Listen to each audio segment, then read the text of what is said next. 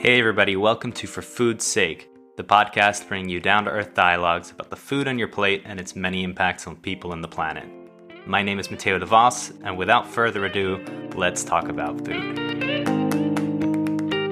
In this week's episode, I talk with Phoebe Tickell. Phoebe is a scientist and social entrepreneur, especially motivated by creating lasting change in our food and education system.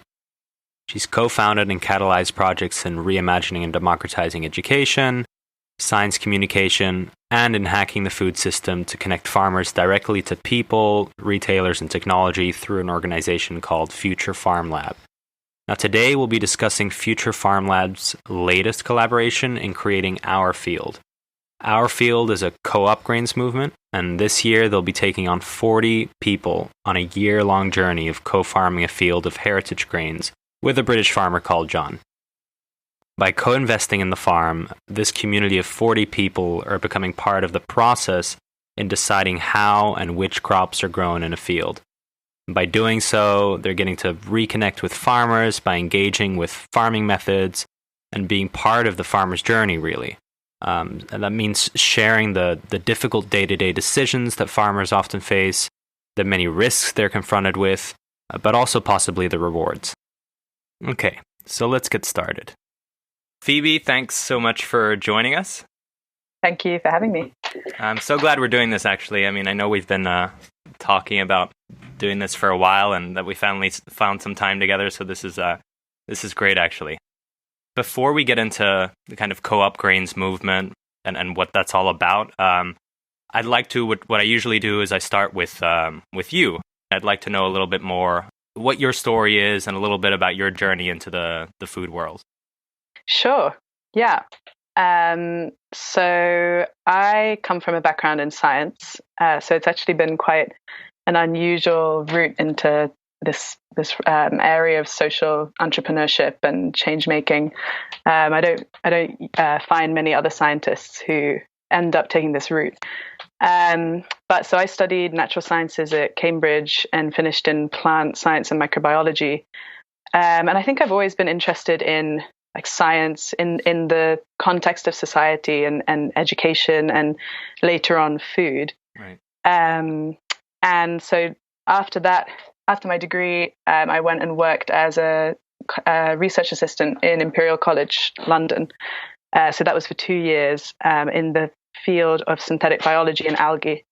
So that job was all about kind of genetically engineering algae to become biofactories that produce food and fuel. Okay. So it was here that I started to first become interested in, algae as a kind of biotechnology that could solve food, the problem of food and malnutrition. And I became very interested in spirulina and the potential of spirulina as an alternative protein. Right. Yeah. Yeah. And so what was interesting there was like I was in the field of science and technology, and so often it's kind of touted as a solution in itself, like all of these technological solutions and hype around, the latest tech. Yeah. And what I was noticing was like there was all this scientific research and evidence for spirulina being this incredible, source of protein, like a real superfood that could grow on all sorts of different water streams like wastewater or seawater, and yet like it wasn't really being, it was social problems or social barriers that was preventing that technology from being rolled out into the kind of developing countries that needed it the most. Mm-hmm. And instead it was just it's on all of the shelves of like superfood. I've seen it before. Yeah, it's kind of like a health food for basically for the sorts of people who definitely don't need superfoods. Like if you're sprinkling spirulina in your super smoothie, you probably like don't need that like very high nutrition. True. Yeah. Yeah. So so that was one of the first times I realized like some of the limitations to science and technology as a solution to these social problems that I was interested in. And, at the same time, I was getting really interested in social change and sustainability. And I think I've always been someone who felt that, if you see the world as not being the way you want it to be, or the way you think it could be, then you should move forward and try and make the change that you think the world needs. Definitely. Yeah. Yeah. And so around that time, I met Abby Glencross, who she was just starting her PhD in vitro meat at King's College London. So she was one of the first, I think she was the first UK PhD student to be researching growing meat in the lab. Wow. That's also a huge hype. I mean, yeah, massive hype. So yeah, we were kind of being invited to similar events, and I think we were both approached to run an exhibition with the Science Gallery London, and she was going to cover the future of food of meat, and I was going to cover the future of food and plants and like and algae. And we got talking around, we were questioning the traditional forms of doing science research, of working in a PhD context, of our culture around technology saving things. And yeah, when we started collaborating around the future of food, just a lot of things clicked, and we realized we're both very passionate about creating change in the food system. We could see a lot of problems where we think science and science research could help, but we also realized we didn't actually know that much about the complexity of the problem itself. And so we got together with another person called Sophie Perry, who's a science communicator, and that's how we formed Future Farm Lab.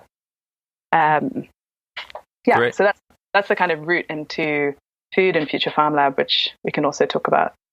Yeah, that's quite an interesting route, like you said. Especially, I don't see a lot of scientists. I mean, a lot of them I think tend to stick to academia. It's interesting to see that, when you have a scientist that kind of takes the more practical route, I guess, and tries to, apply it in a different way and through the Future Farm Lab. I mean, could you tell us a little bit about the Future Farm Lab, what it is, what you guys do?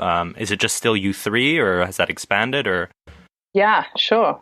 So yeah, it started as us three, but since then it's become such a great experiment also in collaboration and how we do work today, like in today's time. Like, do we create change by trying to do everything ourselves, or do we actually collaborate and do things through relationships and networks and things? It was a really interesting kind of experiment for me as well. So I guess Future Farm Lab is almost like it served as such a vehicle of learning for us, but at the same time like a vehicle of learning for others. So we always wanted to be distributing kind of reliable and digestible forms of science to everyone. Yeah. And we started off as kind of running events. We were creating articles, kind of resources for people to understand science and technology around this whole food system problem, but in a kind of fun and easily accessible way. Yeah. And then as we were, as it was sort of like a vehicle of learning, and we were learning more and more, and we started to actually, we started meeting tons of people. We spent time with farmers. We were spending time with tech innovators, like because of Abby and my fields, like we were talking to other innovators and people in this kind of tech science space. We were chatting to restaurant owners, bakers, and yeah, it sort of felt like the world was like our apprentice. Like we were learning about the food system and what is it that's actually so broken about it? Because I think a lot of us can feel that something's not right when, you're receiving your broccoli from like Ghana and it's arriving in a plastic packet, and you don't any idea, you just can't even imagine the route that broccoli has taken. Or like how old it is, or or who grew it, or what conditions they live under. Yeah, that's true. We're very detached from it all. Yeah. Yeah, and it's just like such a mystery. And I guess we were just like demystifying that for ourselves, and then also for others at the same time. And so we started building like this real knowledge base around like what is it that actually the world needs right now in this space, and especially because we were spending time with John, our field farmer, who we'll talk more about. Like we were just able to actually, I think what happens a lot, like in the sphere of science and tech, is that clever people think of solutions to problems that they can see, but they don't actually go and spend time with the people who are actually experiencing those problems. Right. So, that's a really good example of that, is the kind of in vitro meat situation that, half the people who are working in these like tech, what's it called?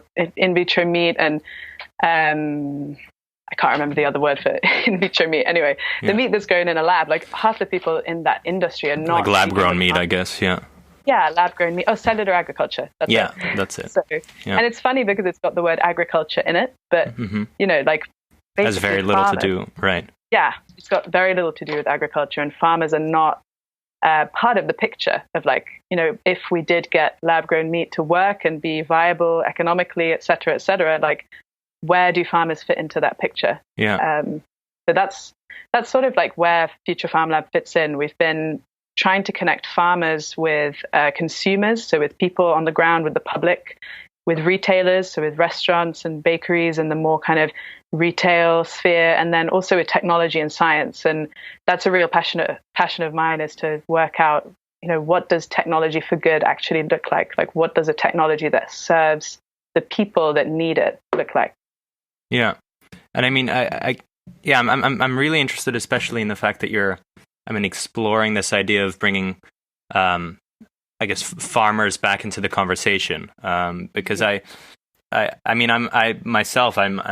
very much interested, I guess, or fascinated by the hype around lab-grown meat and all these other food initiatives. I mean, you naturally kind of gravitate towards these, Silicon Valley ideas because they're cool, but it's so true. There doesn't seem to be much. I mean, there's no emphasis on the farmer. There's no consideration of his future role in that. It's kind of just like sidestepped. And again, his or her corporations. Exactly. Yeah. Yeah. That's exactly. They're just totally sidestepped. And you don't really notice unless you're kind of confronted with it, I guess. Yeah, and we've been really lucky to. I feel like farmers have got this bad rep of being really, traditional, like resistant to change, right. Like afraid of young people and technology. And, to an extent, maybe that's true, but we've been really lucky to be working with really innovative farmers who, who really are hopeful for the future. Like it's really inspiring to work with, especially with John, who, I feel like a lot of farmers are just sick of the kind of down and gloomy atmosphere that exists amongst farmers today because of how they're being sort of exploited by our food system, and like most people just haven't even met a farmer or understand even vaguely the kind of decisions and dilemmas they need to go through, and that's sort of where our field comes in as well. No, I agree. I think it was actually from the Our Field website or from the Future Farm a website. I saw this. I read this article which was talking about kind of how we're detached from the food system, and it was talking. And I thought this was such a good point, so I wrote it down. It was talking about how we're first of all physically detached. Like you said, we've never met a farmer before, so the fact that we all live in urban zones and they're usually in rural zones, and then there's the kind of economic detachment. The fact that like there's always intermediaries. There's the the Carrefour in France or the Tesco's in the UK that keeps you totally detached from the farmers. And then cognitive, the fact that we don't really know anything about the way our food is processed. I think it's so true on every front, really. And I think that kind of nicely brings us on to what you guys are doing now, right? Which is the Our Field project or initiative. Could you tell us a little bit first about what it is, and then we'll get into more detail? Sure. So Our Field is, as you mentioned, a cereal co-op movement that aims to change the way we grow grains forever. And to kind of expand on that, it's a year-long project where a field of heritage grain is grown, and it's going to be grown on a conventional farm in Hertfordshire with John Cherry and his family. And the catch is that this field will be co-owned and managed by a group of 40 people like yourself, alongside John Cherry, our farmer. So it's a totally new kind of collaboration, because you might have heard of something called CSAs, which are community-supported agriculture. So that's a model where people usually pay a sort of yearly investment to a farmer, and then they get like vegetable boxes from the farm, so they kind of have this regular source of crops or where they're delivered to your door, right? I think I did that when I was living in Exeter for a little while. Yeah. And the great thing about that is that it's sharing the economic risk with the farmer. It's basically saying, I support you, whether it, rain or shine, whether you've got a high yield or a low yield. It just takes the pressure off the farmer. And a lot of people don't realize, that that's a huge benefit for the farmer. It's not just like getting fresh fruit and veg. Yeah, I didn't know that actually. I just got it because it was, like local, fresh veg, and I thought it was a cool initiative, but I never really considered that I was sharing the risk of the farmer.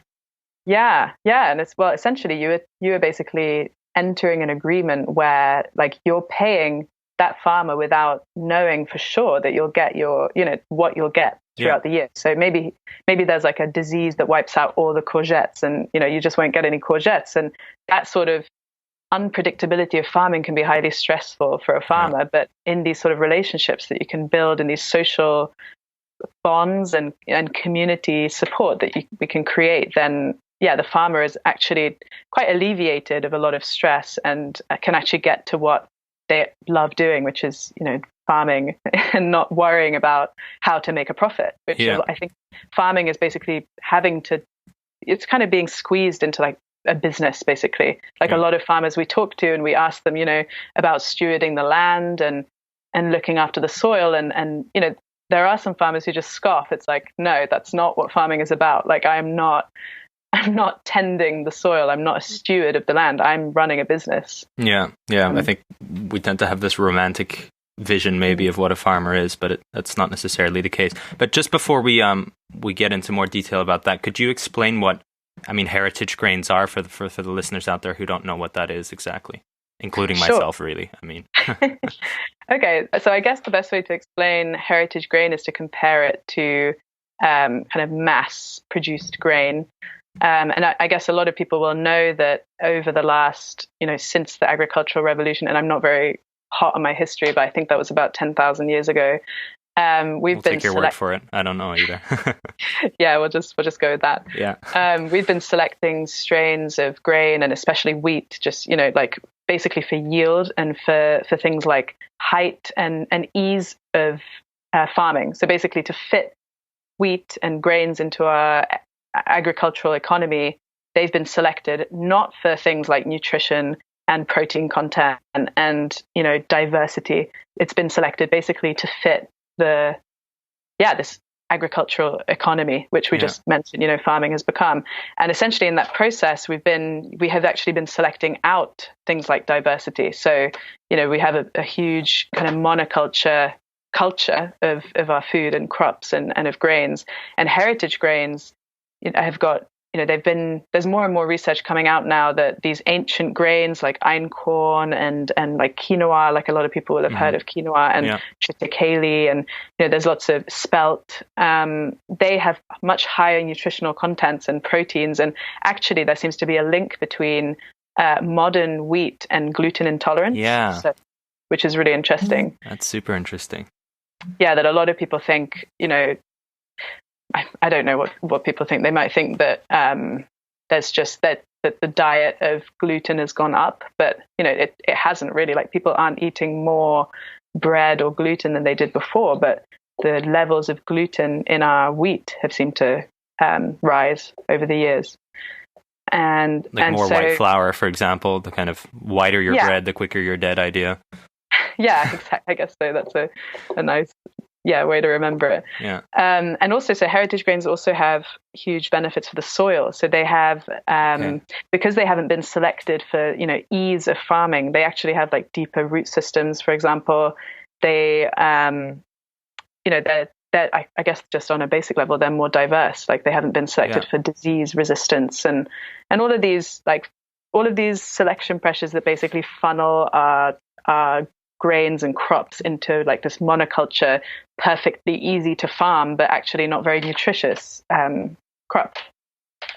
So that's a little crash course on heritage grains. Right. And so the Our Field initiative, it's about kind of encouraging, the people that are investing it, it's to encourage these heritage grains and I mean, okay, let's simplify it. First of all, who are these grains being grown for? I mean, are they always for humans? I mean, or could it be for animals? Or we can go in a little bit more into like why did we set up Our Field? So basically, grain, like something like 13 billion tons of grain is diverted to for animal consumption, and basically like poor quality grain is being grown and basically diverted to animals, when if we just grew high quality grains and fed it straight to humans, then you could bypass like a whole like energy, instead of going through like two levels of the trophic system. Like, first you grow something on using land and energy, and then you feed animals, and then you feed animals to humans.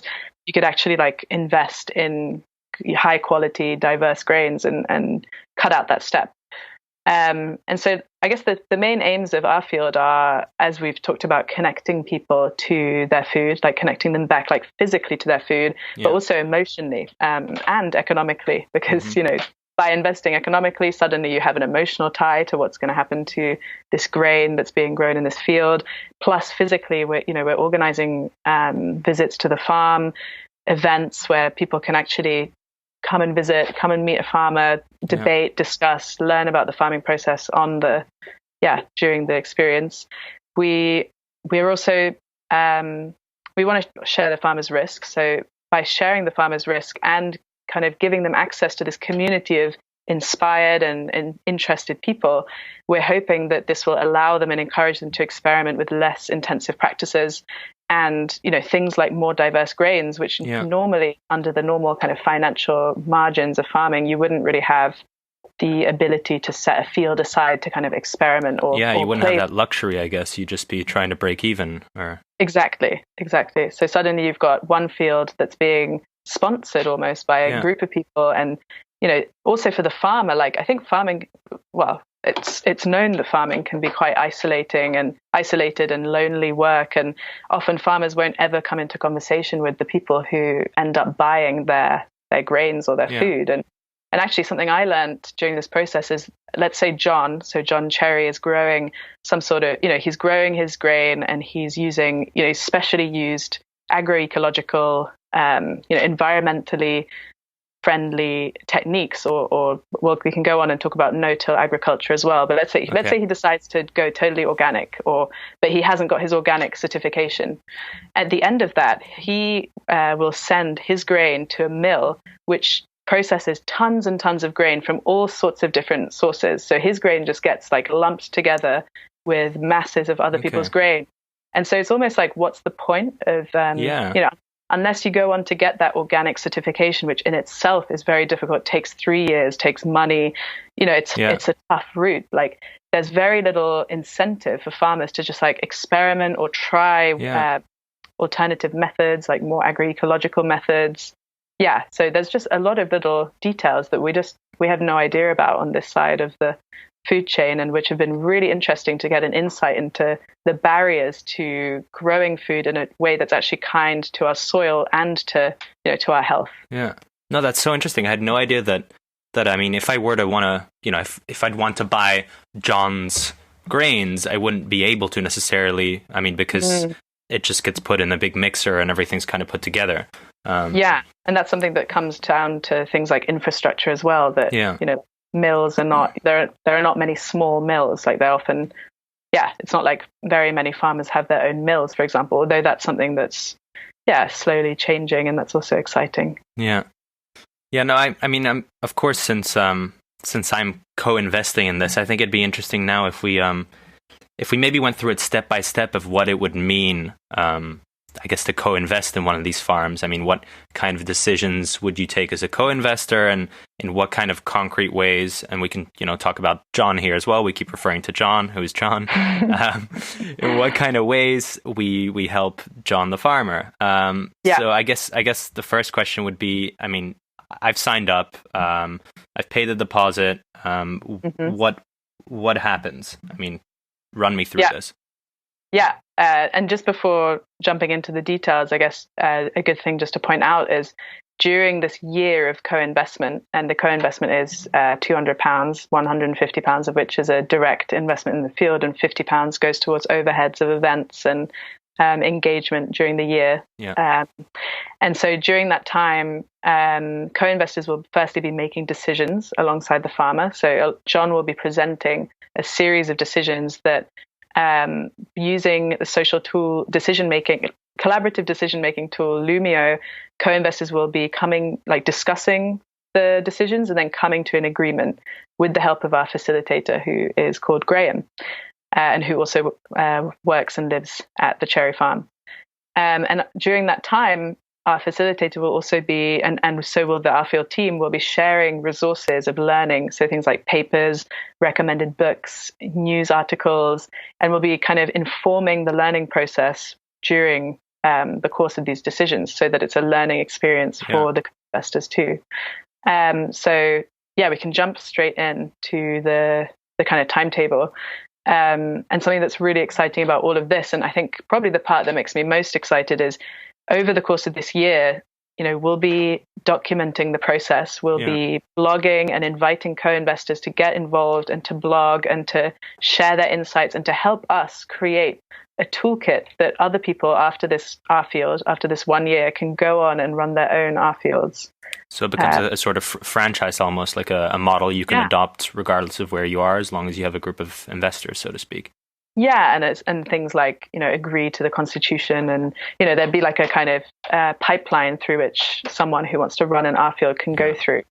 But it really is like a totally collaborative process, and it is an experiment. So, I'm going to read through the planned timeline for this year, but, things like events or anything could come from a co-investor. We totally invite co-investors to take the initiative. If they want to go and work or volunteer at the cherry farm for a day, we totally invite that sort of license to make what they want of this project and to really treat it like their own learning process. Yeah. And actually some of the R-Field team will also be co-investing. So it's not even, we're trying to avoid hierarchy so that, some of us will also be part of that learning journey. And we're really extending the invitation to everyone to help make this a movement, basically. That's fascinating. And actually, before we get into the details, I just remembered something else. This is inspired by, I think I saw this on the website, by was it an art project or a field of wheat, much. I think it was called. Yeah, thank you so much for mentioning that. I totally forgot to mention, but that's really important too. I guess we didn't talk about how was our field created, or what was the story behind it. I think we just jumped right in. I'm just so excited about this project. I can't help myself. Good. But, well, that's good. So back to the story. Future Farm Lab has been, we've been collaborating with someone called Abby Rose for a while, and she runs something called Farmerama, which is it's a podcast that interviews people in the small scale farming movement, and it's a brilliant podcast. I really urge you to go and have a listen. And essentially, I urge you too, guys. It's great. It is. So essentially, Abby was part of a collaborative year-long art project called Field of Wheat last year. A Field of Wheat, and I think if you Google a Field of Wheat, you can find it, or maybe we can give the link to listeners. Yeah, I'll add it afterwards too.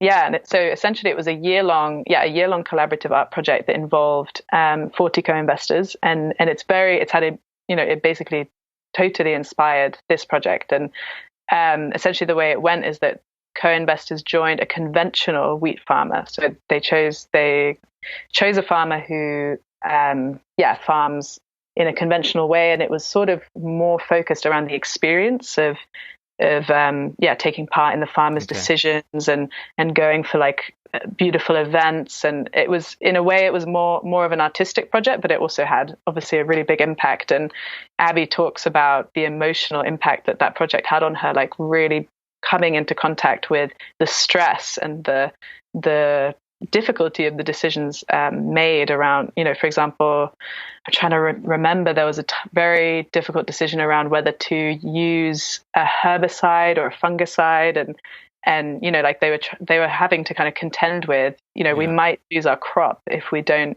use this chemical weed killer or this this disease killer. But obviously it was very contentious in the group, because some people were very steadfast, organic advocates. And then other people were like, hey guys, we literally are going to lose this crop and I'm invested. And it was really interesting to hear about. And so when I think Abby from Future Farm Lab went along to the Harvest Festival of a Field of Wheat, and that's kind of where the idea was born, to take the project on and continue it.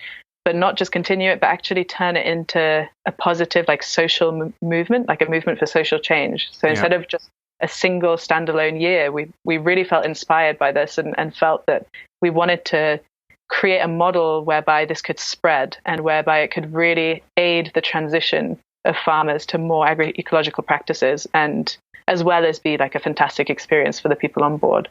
Yeah. That sounds fascinating. I'm getting more and more excited. So I guess now maybe we should go into a little bit more detail about what it means exactly to invest in a farm, and maybe we should start, because we keep mentioning John and his cherry farm. Maybe we should start by talking a little bit about who John is and what his farm is and who he is, basically. Yeah. Sure.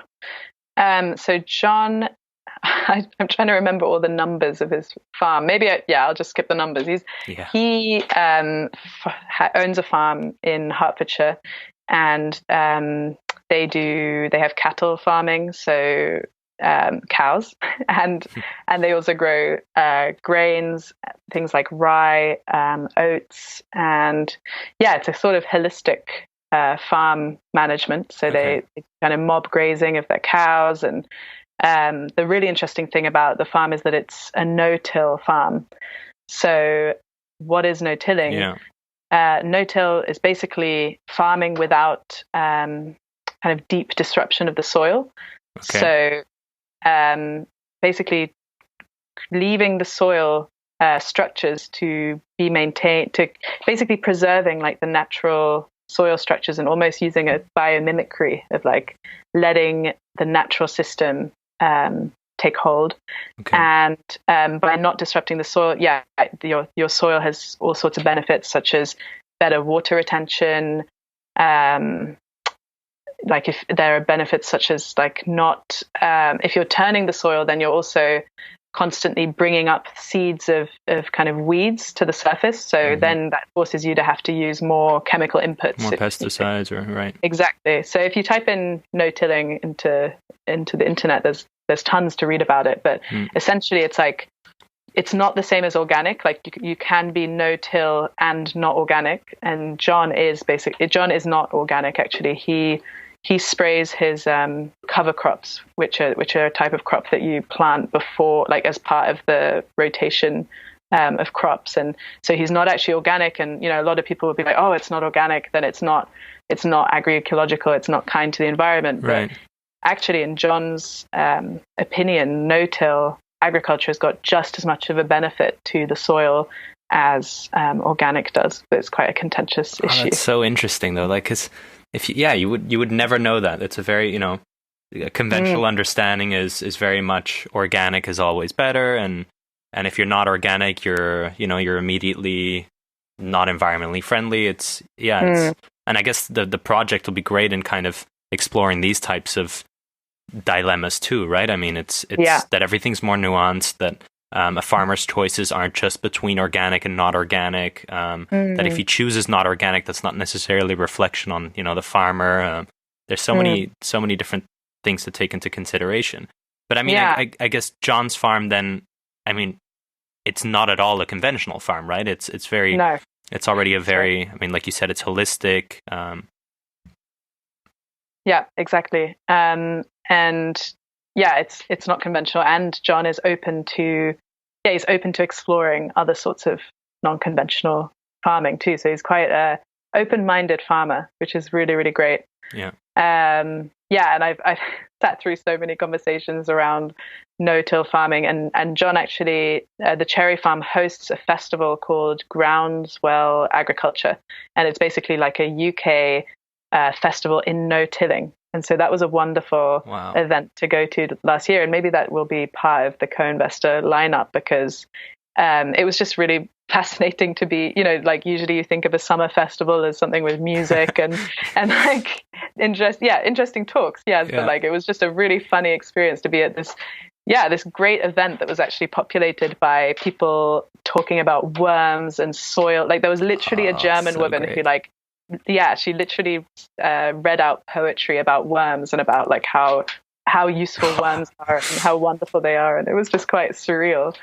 But it was very interesting, because actually they had things like comparisons between a sample, like a plug sample of soil that has been tilled, so like has been directly drilled and stuff, and then no-till soil, and then it was placed in like a water column, and the soil that had been drilled like completely kind of fell apart and dissolved, and the no-till soil like stayed together as a kind of plug of soil in that floating in the water. So it was very practical and hands-on, and very fascinating to just see that in real life, like the elimination of soil erosion, and just seeing the effect.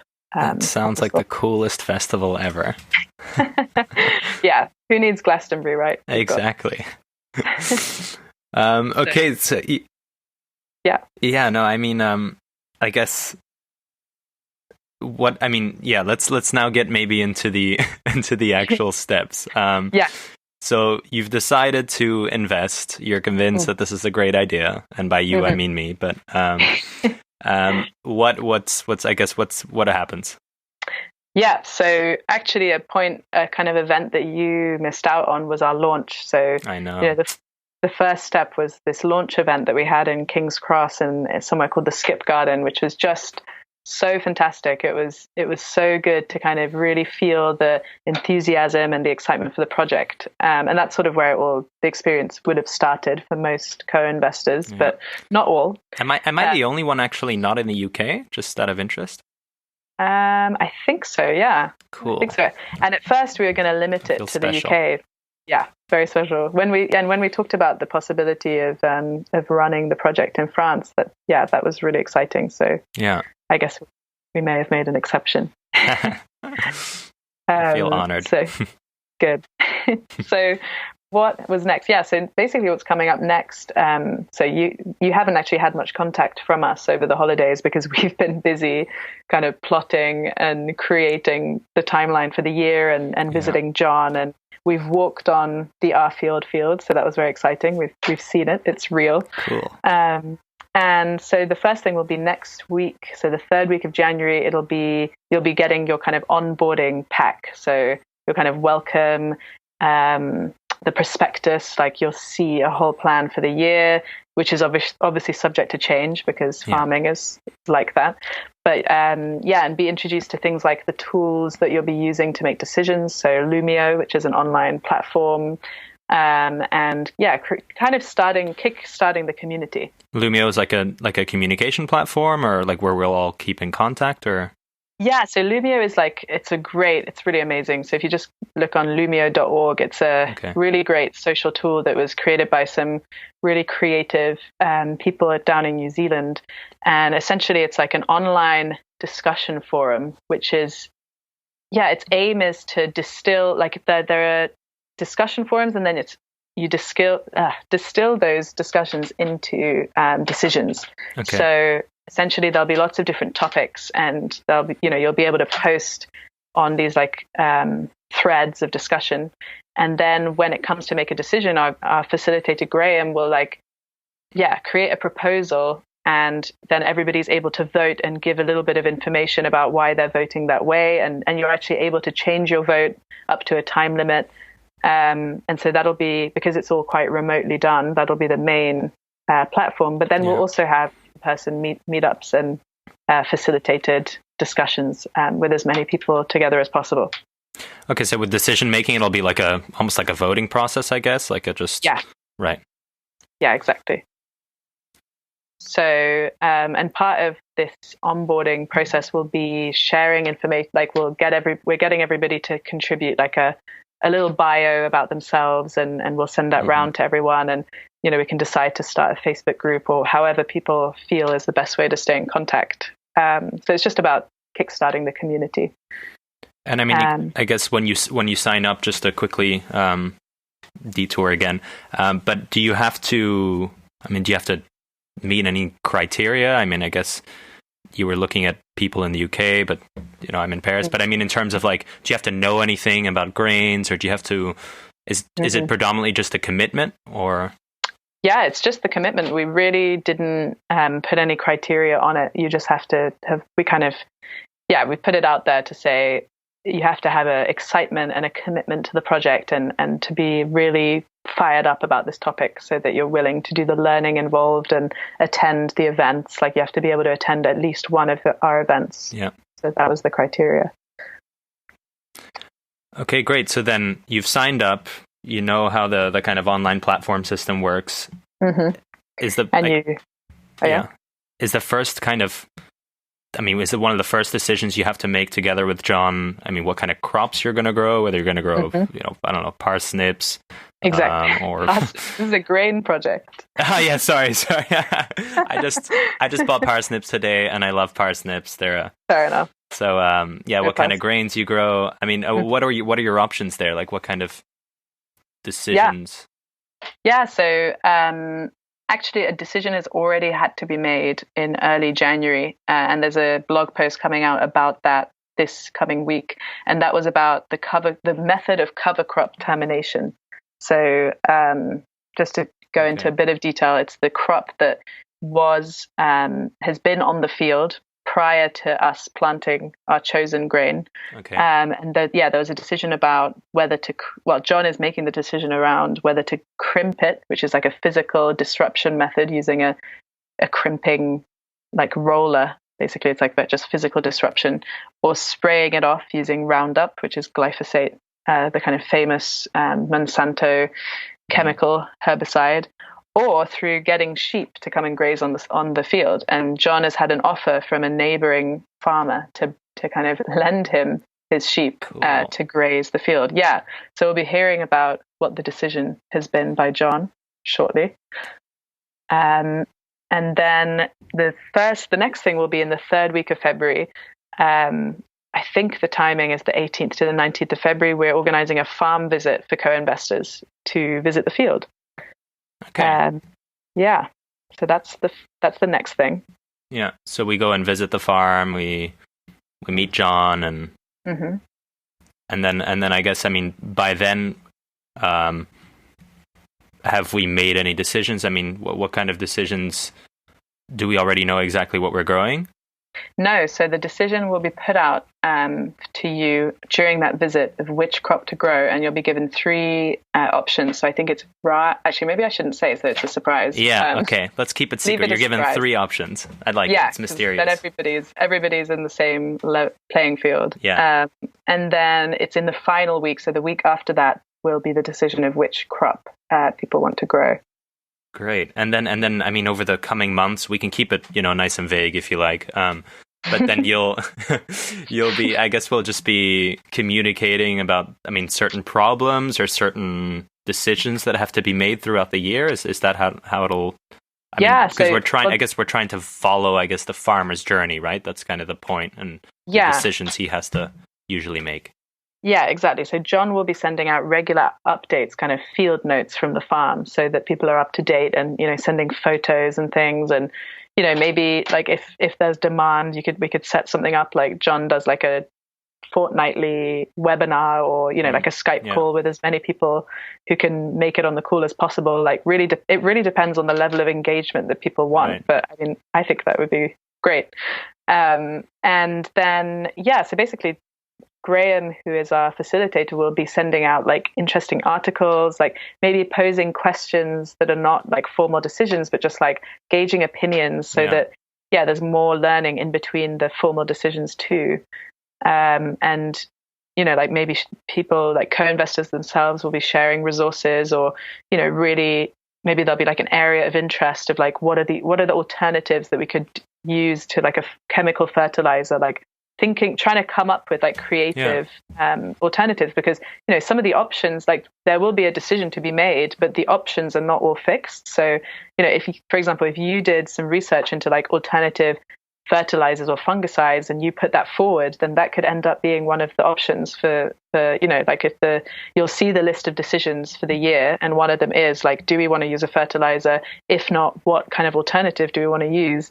And so part of the responsibility will be like helping John find alternatives if the choice is to not use a chemical fertilizer. That's fantastic. It's like a collective effort, a collective exercise and knowledge, and kind of just a sharing platform to come up with the best solutions for a real farm. It's like a real case study. That's great. Yeah, I'm actually really excited talking about it. Yeah. Yeah, it's going to be really interesting, and it's just going to be like, I've just never seen anything like this in terms of like total openness of the openness of the project, that this sort of collaboration where almost like anything is possible, like within limits. It's really exciting. Yeah, and it's so doable. Like when you think about it, I mean, you were mentioning Skype or webinars, like, those have been around for more than long enough for all of this to be feasible. Like there's no reason why you can't, with a group of 40 people, either based in the UK or even in Paris, I mean, come together and make these decisions together. Like it's not like it's not like everyone has to live in Hertfordshire, Exactly. Yeah. And it's so strange. I almost feel like our generation is just catching up with like the power of the tools that we have access to. So like, of course, we all know we have the internet and Skype and decision-making tools and, whatever, like, but I just think it's almost like this turning point of like, wait a second, we could basically do anything. Like we're so connected. Like there's a lot of things that are possible, like in learning and in projects and in co-working. And I think that's why this is so exciting. Yeah, I'm excited. Good.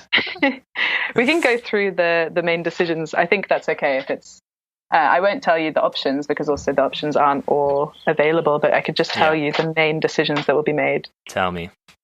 Okay, so so in the final week of February, we've got which crop are we going to grow. Mm-hmm. In the final week of March will be basically like almost like a decision that needs to be made like in a crisis planning. So, basically what fungicide do we use, or what method of kind of fungicidal method do we use in the event of a fungal attack?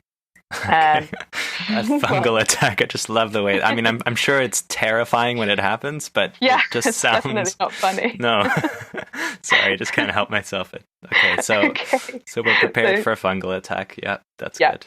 Exactly, and then and also fertilizer. So, do we use fertilizer, and if so, which one? And maybe what we'll discover is it's not so black and white as like organic or not organic. Like maybe there are chemical fertilizers which aren't as harmful to the soil and to the microbiome that lives in the soil. Yeah.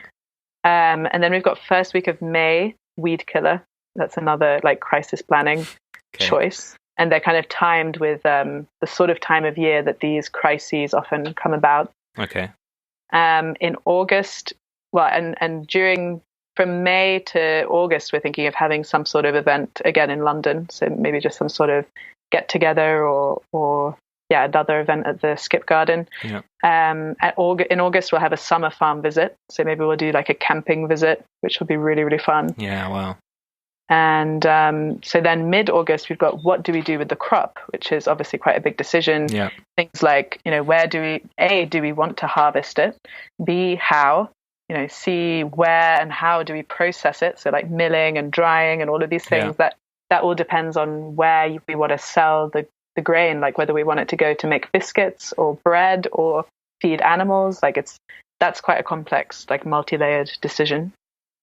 And then this is not completely decided, but we think in September, we're going to have a big harvest festival. So like the kind of everybody comes and we see all the grain and celebrate the end of the growing cycle. That growing sounds season. Great.